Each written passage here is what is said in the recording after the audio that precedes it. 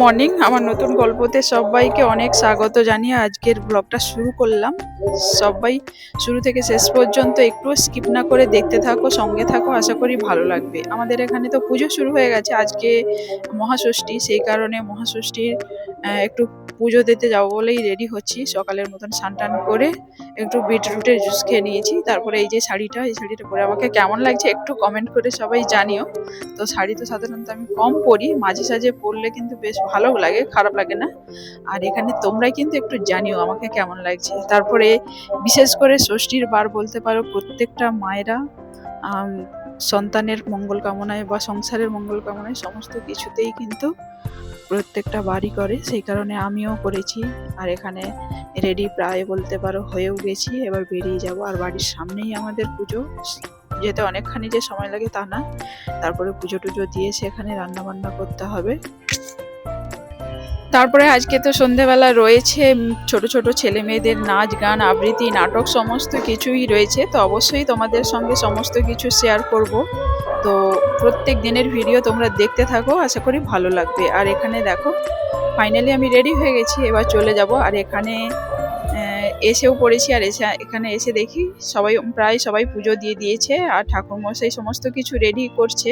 মানে পুজো এখনো শুরু হয়নি, কিন্তু আমি এখানে কিছু সময় বসেছিলাম। তারপরে যেহেতু বাড়িতে রান্না বান্না আছে, সেই কারণে আমাকে চলে যেতে হবে। ইচ্ছে করছিল বসে থাকি, কিন্তু উপায় নেই। তারপরে এখানে বিকেল টাইমটা, কারণ কালকে সপ্তমী পুজো রয়েছে, সেই কারণে ঠাকুরকে মালা টালা পরিয়ে সমস্ত কিছু রেডি করা ছিল। আর সন্ধ্যাবেলা অনুষ্ঠান আছে, সেই কারণে আমি ঘুগনি করে নিয়েছি। রাতে সবাই মুড়ি খাবে। আর মেয়ে অনেক আগে থেকে চলে আসছিল, সেই কারণে ওকে এসে দেখি ও তো মেকআপ সমস্ত কিছু রেডি। আর তার সঙ্গে মানে যারা যারা নাচ করবে সবারই মেকআপ প্রায় রেডি। এবার অনুষ্ঠান শুরু হবে। এবার সব কিছু মিলিয়ে সবাইকে একসঙ্গে কিন্তু দেখতে খুব সুন্দর লাগছে। আর সারা বছর অপেক্ষার পর ছোট ছোট ছেলে মেয়ে থেকে সবারই কিন্তু এই আনন্দটাতেই মানে অপেক্ষা করে থাকে। তারপরে মেলাতে একটু চলে আসলাম, এসে এই বাড়াবাড়িগুলো দেখছিলাম, ভালোই লাগে। তারপরে অনুষ্ঠানটা চলো দেখিয়ে দিই।